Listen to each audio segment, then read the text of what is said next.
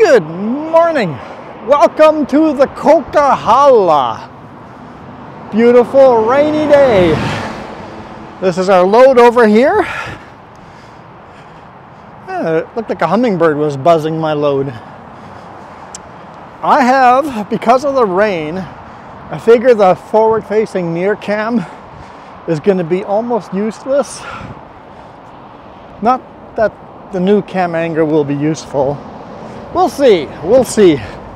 Since that camera is going to be almost useless with this rain, I have decided to do a little test. We have put the other camera up over here. So we've got a load cam looking forward from the second trailer. I don't know how that's going to work out. Since this is a Coquihalla video, there'll be a bunch of you guys that are new here, because it seems like everybody wants to click on the Coquihalla Highway Through Hell video. I do this every day. And honestly, a lot of the highways are more interesting than this highway. Although this highway is pretty interesting. We'll go up the mountain. We are at the Sao Aqua brake chain up area. There we go, right there's the chain up sign. So we're at the bottom there, and then there's Portia and Box Canyon chain up, and then after that is the Great Bear snow shed before climbing to the Coquihalla summit. You guys are gonna sit back here facing the back of the load as usual. Yeah, check the load, everything is nice and tight. Yeah, that camera on that pallet is, well, it's a pallet of soil, so it's not super stable. And it's almost stopped raining, which is actually the worst for outdoor cameras. When it's raining harder, it beads off the cameras nicely, and this light drizzle, it just kind of sits on top of the camera, making those shots sometimes kind of useless.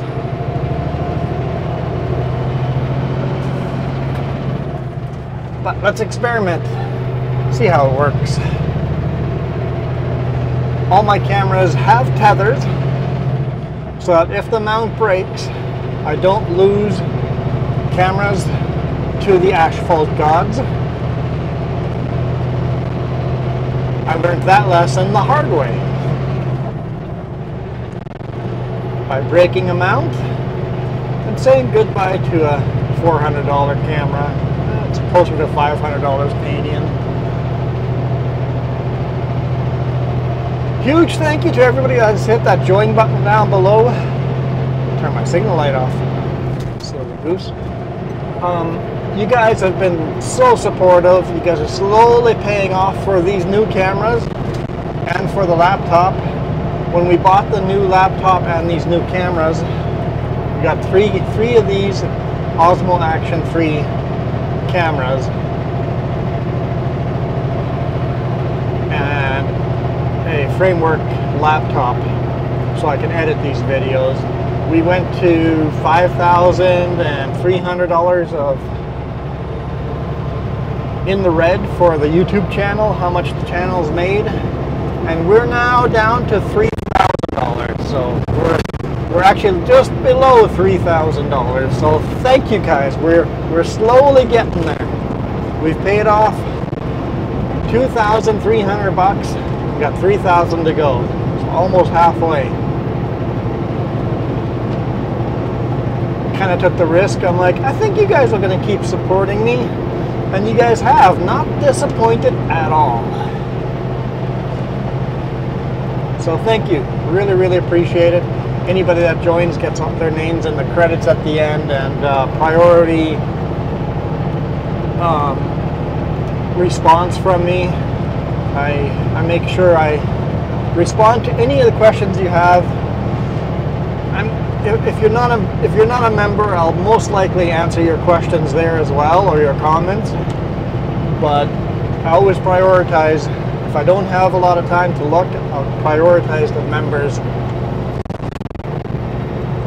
I think currently there's like 37 of you, so thank you. And I don't differentiate between what tier you guys are for the credits. If you support me, you support me. If that's $1 a month or $5 a month or $25 a month. And there's some of you in each of those, so thank you.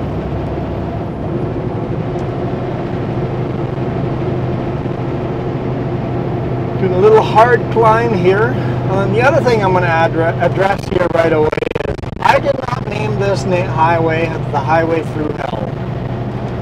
Someone's going to comment about it. I didn't name it that. That's just what it's called. Losing speed here. Let's put our four-way flashers on. That's the other question I always get is why do you have your indicator lights on? I don't. It's a four-way flashers. It's the law. We need to turn them on when we're slow.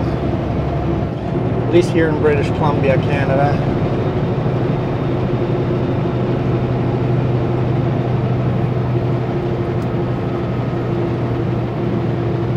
Hard climb here.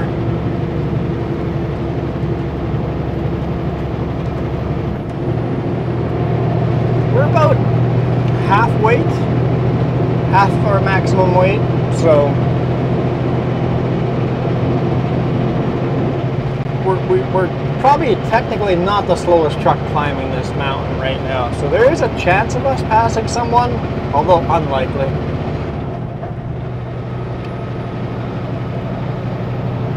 Lots of little waterfalls along the side of the cliffs there on the left-hand side. Although the more scenic view is out the right-hand side. The most scenic view is actually looking behind us,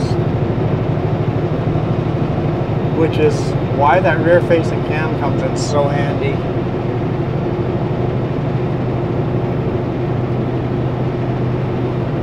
Looks like I've developed a tail on one of those pallets. A little bit of that black shrink wrap is. It's waving in the air. But just waving high, that's all.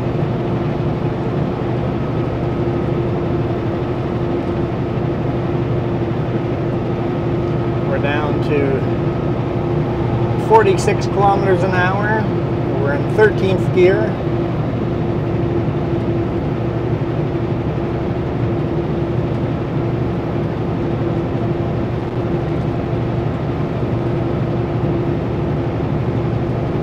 So this is actually Highway 5, Yellowhead Highway 5, that goes from Hope all the way north to Highway 16.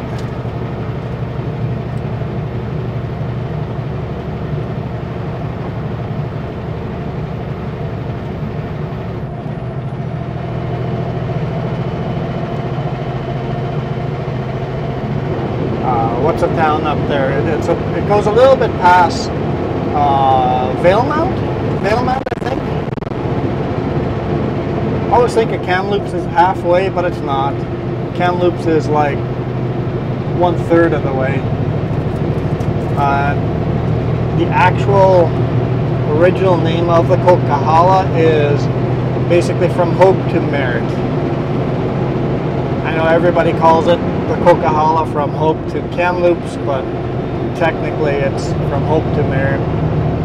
If someone argues you with, yeah, that's why. The locals can't decide either.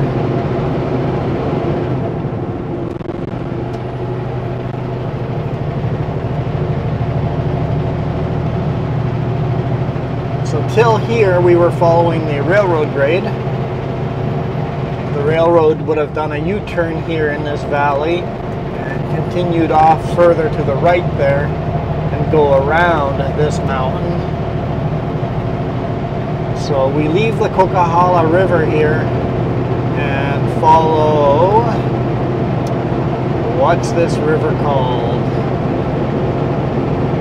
It'll come to me. Maybe this sign will tell me before it comes to me.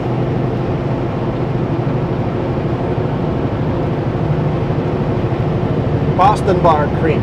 There we go. Boston Bar Creek.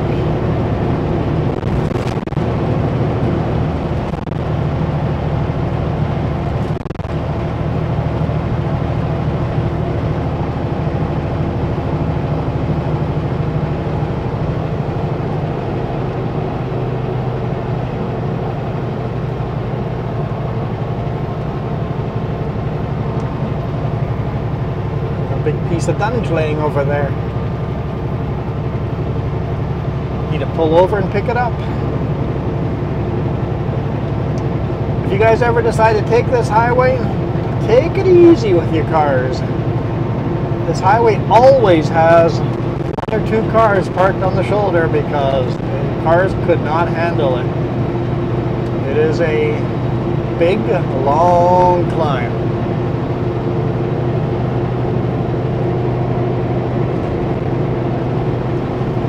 Your car, just because the speed limit's 120 doesn't mean you have to do 120. I highly recommend not doing 120 if you've got a small little engine in that car. Here's the Porta chain-up area. It's a tiny little chain-up area. Pretty much useless.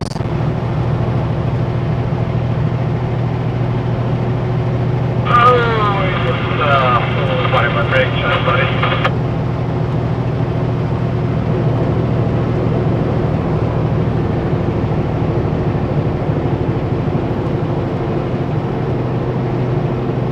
Yeah, earlier, because we unloaded in Vancouver today morning. You on here? Had some problems there.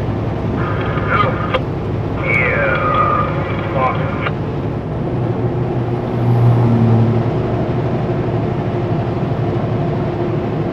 It was like 10 o'clock before he even started unloading me, even though I showed up at 6 a.m. When they did the pre-trip or whatever they do on cranes, the pre-check, one of the hooks failed inspection, so they had to wait hours for new hooks to come in so they could unload me.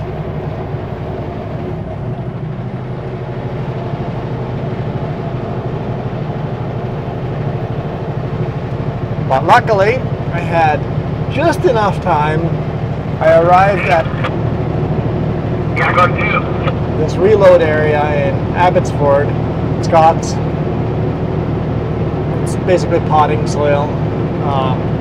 Got there within like 2 minutes of them not accepting trucks anymore. Just barely got there to get loaded. We're delivering this 3 different spots.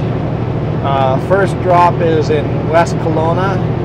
Second drop is in Kelowna. Third drop is in Vernon. After that, we're headed home. Get the truck in the shop. Get the safety inspection, which has to be done every 6 months.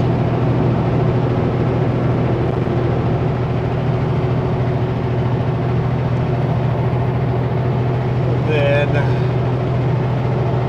we were going to pick up a load in Armstrong before heading back home, but that load is not ready. So most likely, unless the boss finds a load last minute tomorrow, most likely I'll be headed empty back home, and then we're going to go back to Plesnikov to do another load. Load there Monday morning at 6 a.m. So I'll probably get home Thursday late, have Friday, Saturday off, Sunday morning off, and then head out Sunday afternoon. So 2.5 days off.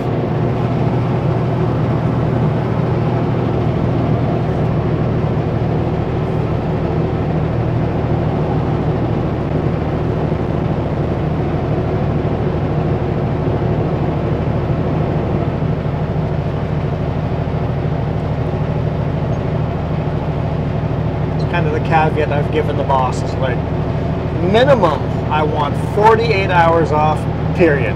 That's the minimum. If I can get 72 hours, that's perfect. That suits my wants just perfectly. I work 60 to 70 hours a week when I only get 48 hours off. Most truck drivers get 36 hours off on a weekend and they're back to work, and I'm too old for that. What's the point of working so hard if you don't have any time at home to actually enjoy all your hard work?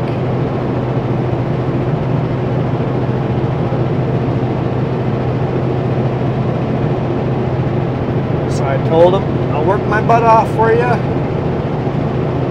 Do the ugly runs that nobody else wants to do. But I want time off. I don't need a raise.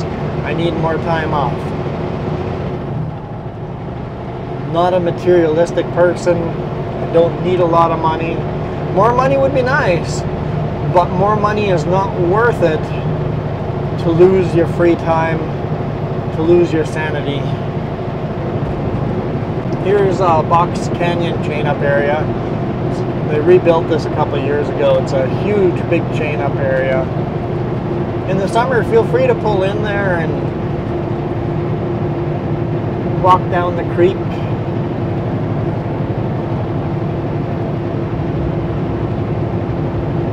In the winter, don't.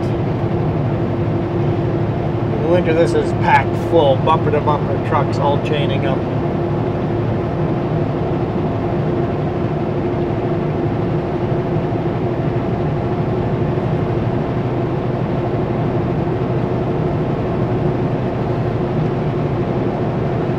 Alright, from here to the summit, it's illegal for trucks to run in the left lane. It's nice, they repainted the lines. I like it. So, truckers only have the 2 right lanes. In good weather, honestly, it doesn't matter.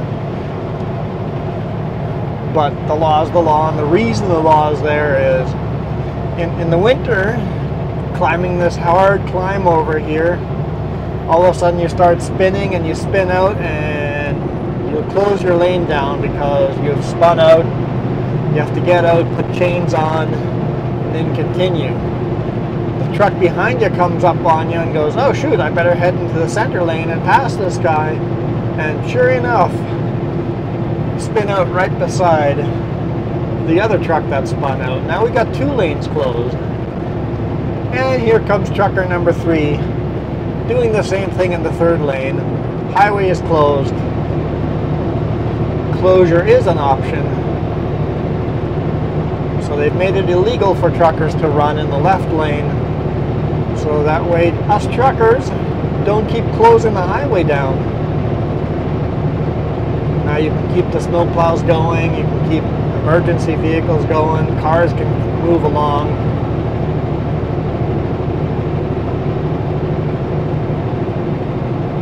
Here's the Great Bear Snow Shed. What snow sheds basically are is, this is an avalanche area. So this spot has a high chance of avalanches coming up from the left-hand side off the mountain. So instead of the avalanche closing the highway down, the avalanche just goes up and over the highway and continues down the mountain to the bottom of the valley. So this is designed to... Oh, hang on.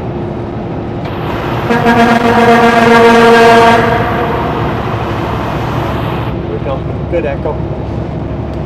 This is designed to take the impact of all that snow hitting the tunnel and continuing down the mountain. So it's not really a tunnel, it's just a snow shed. It's more like a shed you drive through.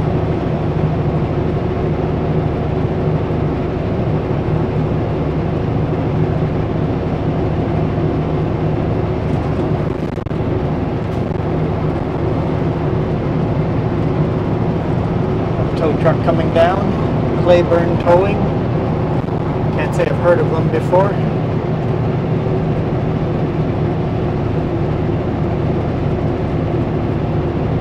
And rule of thumb is, whatever speed you went up the mountain is the speed you should come down the mountain.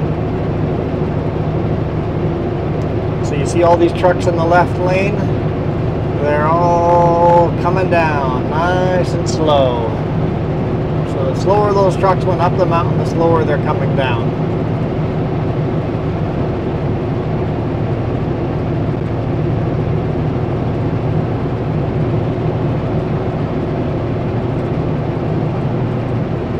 Every year a couple of trucks burn down because they came down too fast, overheated their brakes. Not just trucks, RVs, buses, cars, come down the mountain too fast, overheat their brakes, start their vehicle on fire. So climbing the mountain, vehicles overheat, so basically engine, water temperature overheats, and transmissions overheat. So if you're watching your water temperature, that's not enough. Your transmissions in a lot of these cars cannot handle a climb this long, a pull this hard without overheating.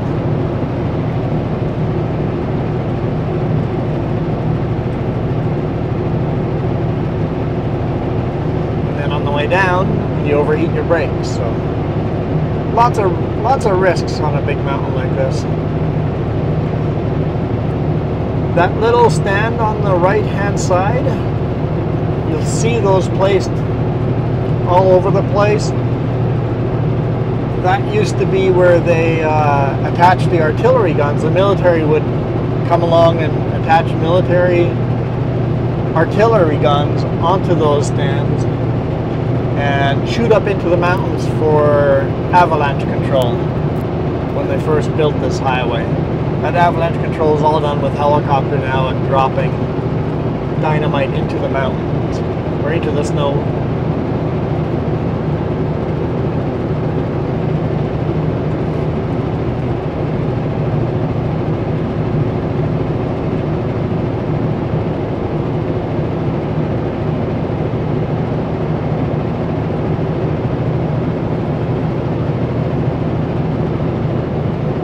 Grain hauler there that's just pulling up to the Great Bear Snow Shed. Your pump tarp is half open.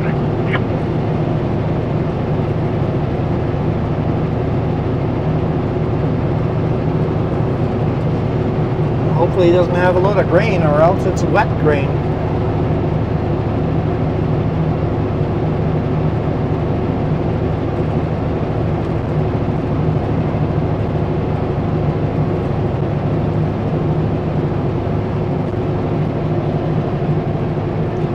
Almost to the top here.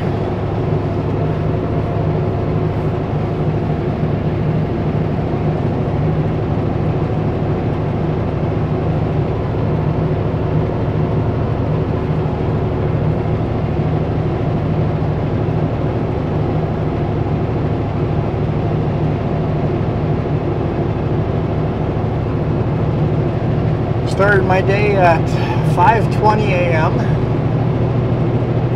I'll probably end it around 9 p.m.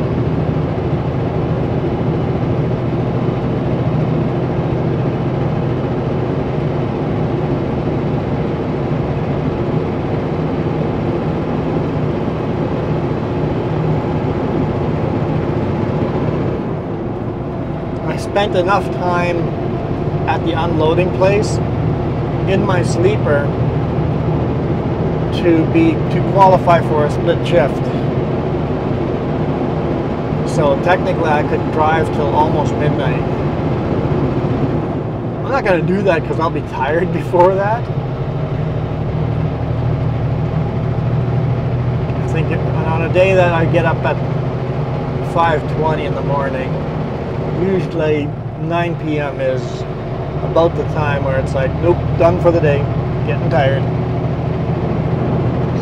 Should be able to get to the customer tonight. If I start feeling tired early, then I'll just stop and get there tomorrow.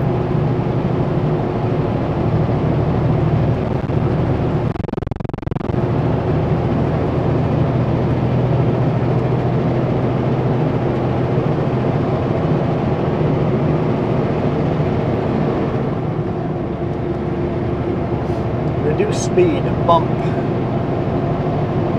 A car coming, so we're just going to go right through the bump. That little bump? Oh boy. Either I hit that bump just right, or else that's not much of a bump.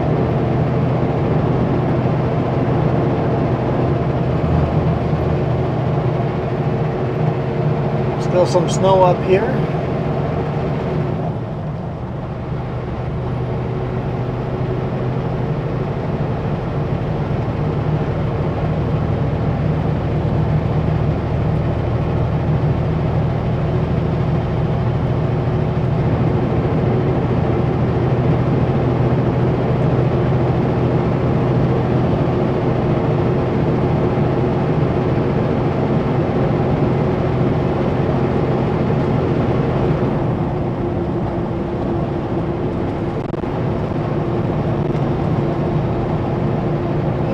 of sunshine poking through.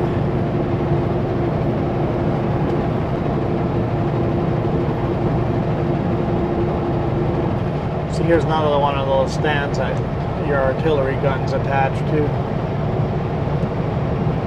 No point of doing this little loop here, but I think it gives you guys a better view if I do. Such a short little lane.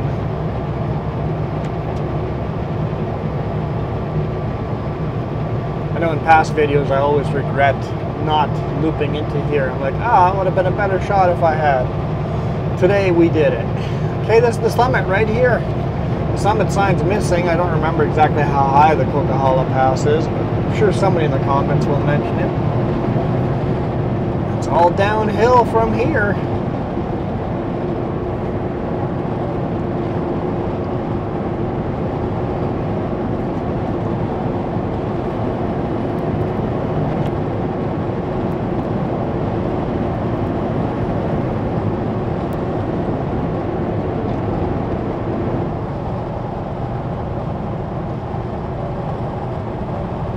So this used to be the toll highway.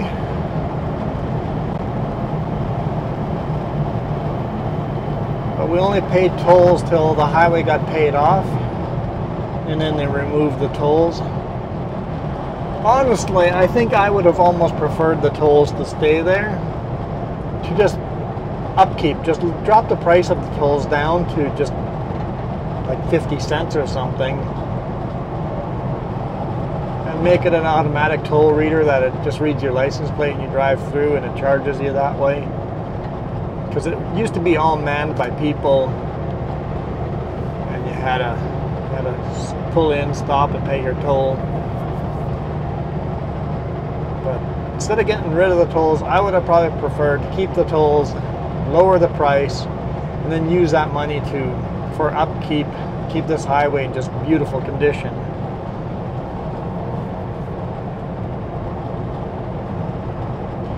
And it would have kept some people off the highway. Because before, when the toll highway was there, people avoided the highway. And there was less tourists on the highway. This is Dry Gulch.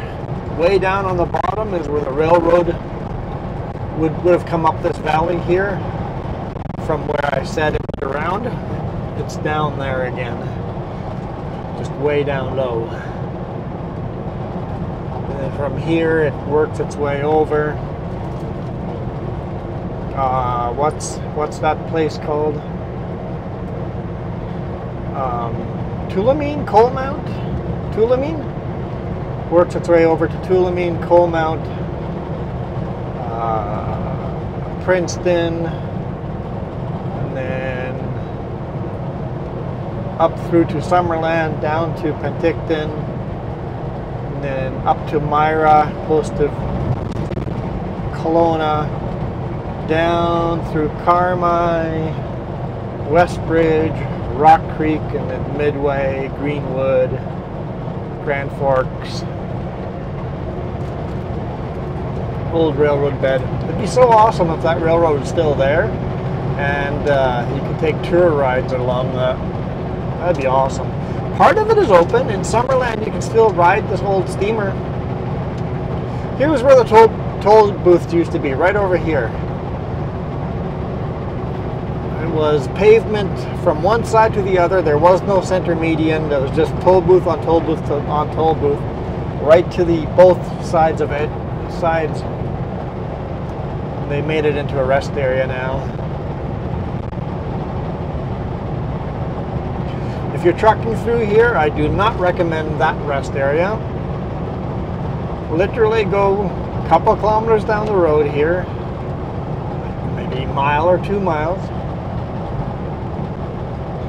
If you're southbound or northbound, keep an eye for Britton Creek Rest Area. Look for this sign right here. Lots of parking for commercial vehicles. It's a heated restroom. It's not a great restroom, but like there's no restaurants, there's no fuel, but if you're up here in the middle of nowhere and need a break and need a place to sleep and don't want a pit toilet, Britton Creek Rest Area is a pretty good option.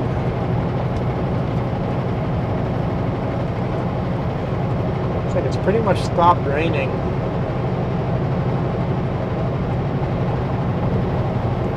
A couple of drops here and there.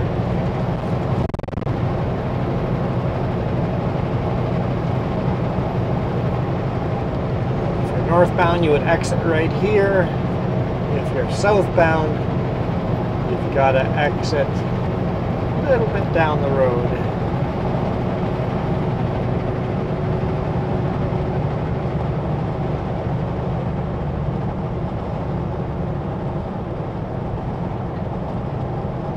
Right over here, this overpass is where you exit if you're southbound. And then you can get down to the rest area. Because I've had comments in the videos that the Coquihalla sucks because there's nowhere to stop and take a break, and it's like, yes there is. Yes there is. But I'm always very hesitant in pulling off because there's a sign that says rest area. You don't, when you're driving by and it's like, does a truck fit in there? The sign says commercial parking available, but does it fit? Are we good? Yeah, there's lots of room down there. Lots of room.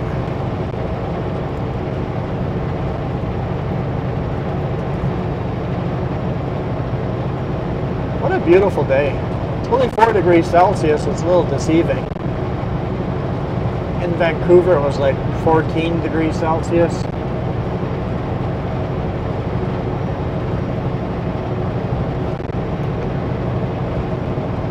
If it was just a little bit cooler, it'd be snowing up here and not raining.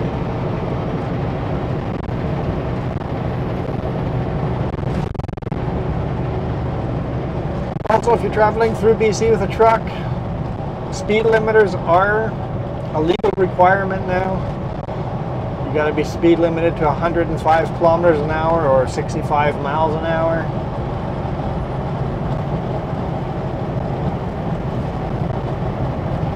Sure, CVSE, British Columbia's version of DOT, is gung-ho happy looking for truckers that are doing more than 105 right now.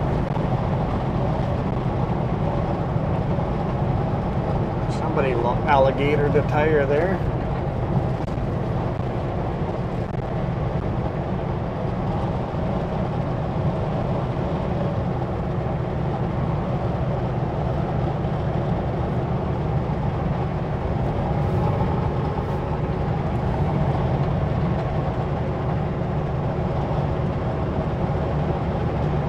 Coming up are all those bridges that got washed out a couple of years ago.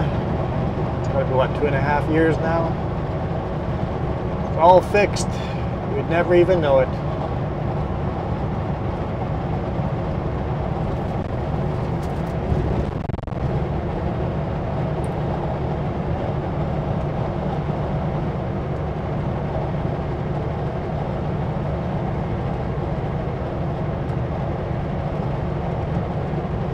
Make sure the river beside us here, what did I call it last time? Cold Stream or something?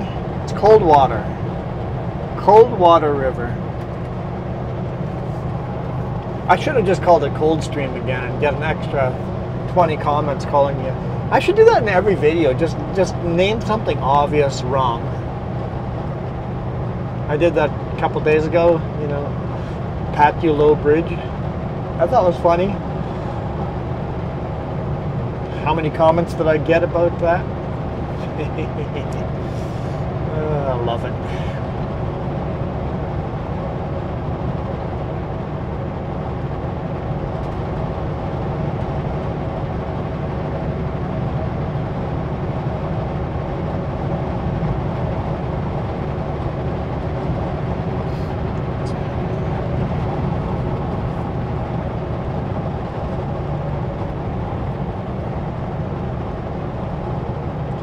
It's not clear water, it's not Cold Stream. Cold water. The water must be cold. Although this time of year, that river should be full. So we need a lot more of that rain. Or else, you can see on the left-hand side, all those trees got burnt up. We're going to have a lot more forest fires this year if we don't get moisture the next month. Rainy season is coming here. I think technically June is the rainiest month. So there's still a chance of getting lots of moisture. But the winter did not give us a lot of snow.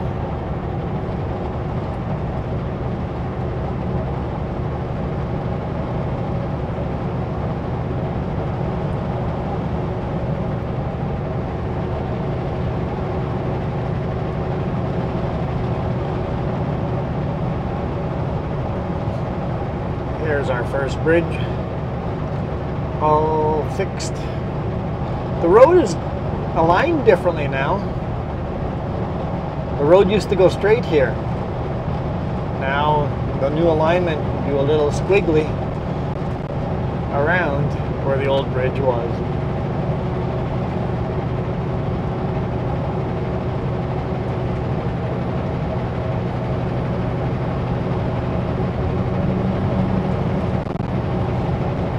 They've removed the old bridge, but it looks like they've got signs down there. They're going to put up big signs, information signs about the washout.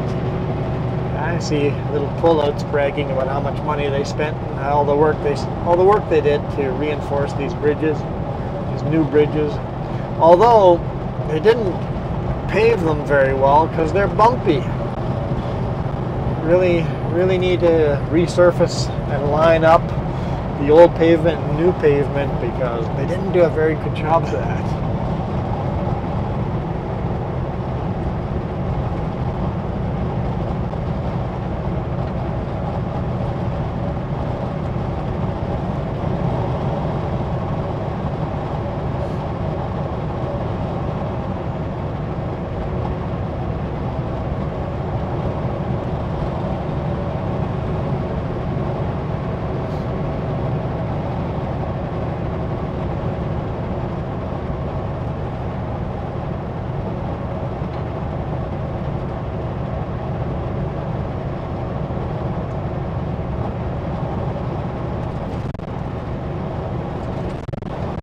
Here's the other bridge. Slightly new alignment as well, but not as much as the other one. And there's going to be an information sign there too.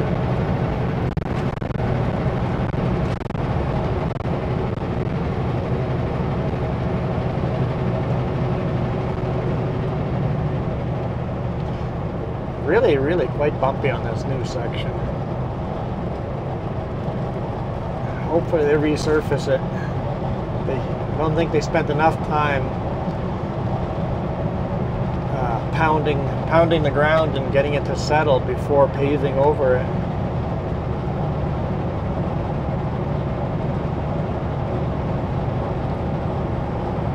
And yes, on the left-hand side still everything is burnt.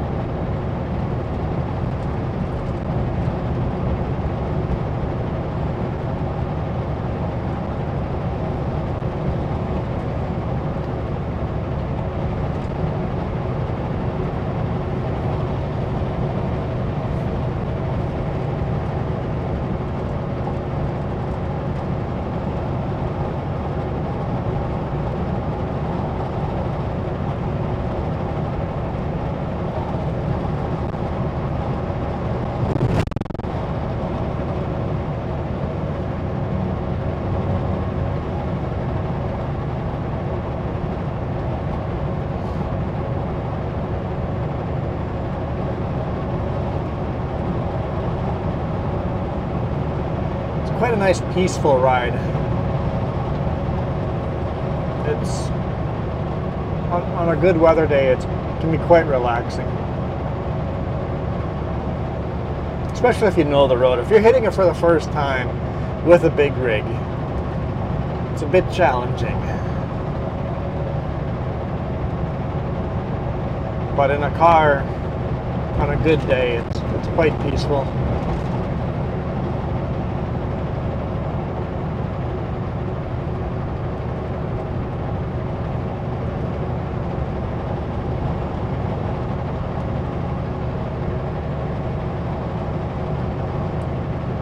And if it's not, if you're white knuckling it, slow down.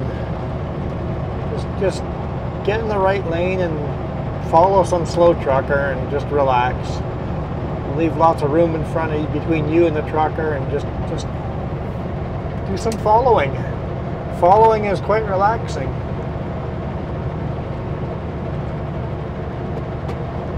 Here's Larson Hill.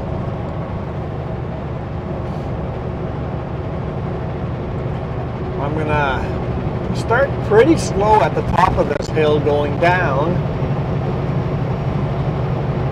but then gain speed as I go down, and by the bottom of the hill hit the speed limit. Well, no, I don't want to hit the speed limit, but 120, it's maybe a little quick for a truck, but hit 100 kilometers an hour at the bottom. If I only hit 90, I'm okay with that. That's the other thing. Remember, some of you guys have commented on how fast I drive. I'm one of the slowest trucks out here. The camera is a wide angle lens, and I watch my own videos and go, that looks fast. So remember the wide angle lens, make it look like I'm driving a lot faster than I actually am.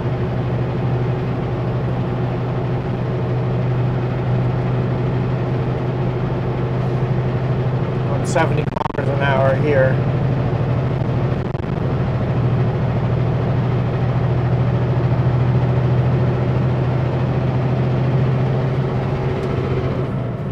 I think once we hit the bottom of the valley here after Larson Hill, I think we'll call it a day.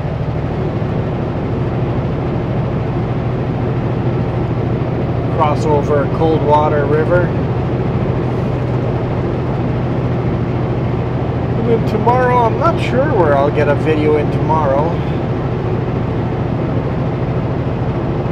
Maybe after we've delivered all the loads, headed back home. We'll see how the day goes. I'll have to shoot a bonus video too. I mean, you guys already watch. If you guys are members, you already watched the bonus video on Saturday or Friday night.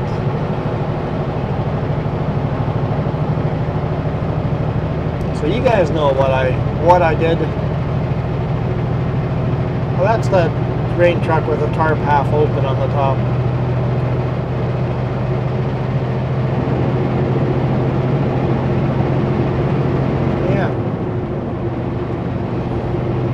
Top is only half unrolled, but he's light, so he's zooming along, so he's empty because all his axles were lifted. So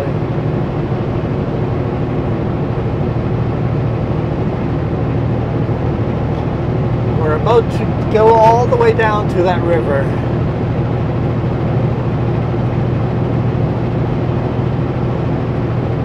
Zoom, zoom.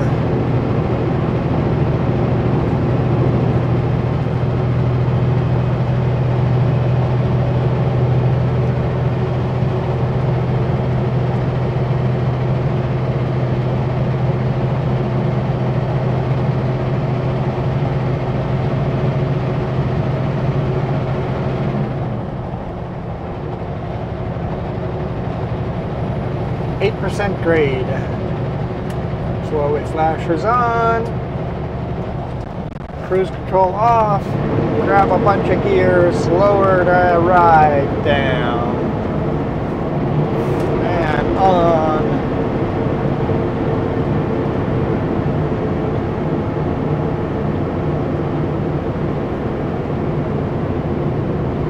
see the road on the other side of the valley going back up. There we go.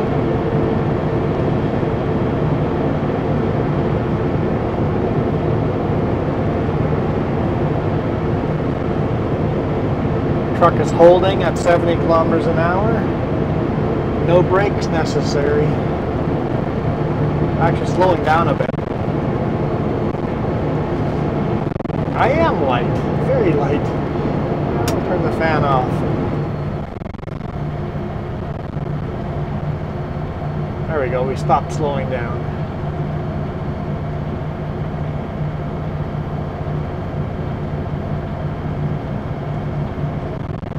Okay, let's go engine brakes a little to the second setting instead of full engine brakes.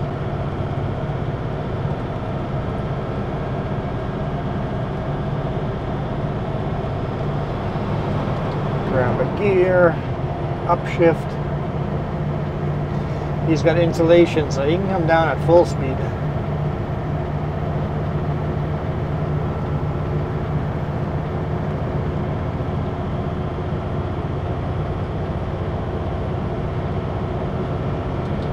Grab another gear.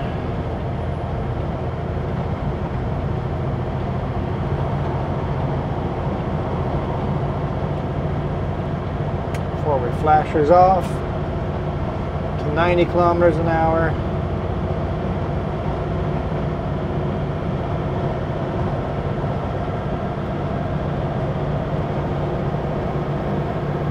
'95. 17th gear, 18th gear,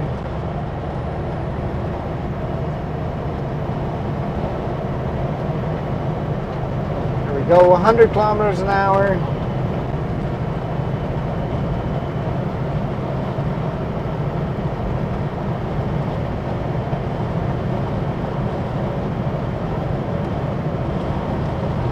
We hit 103.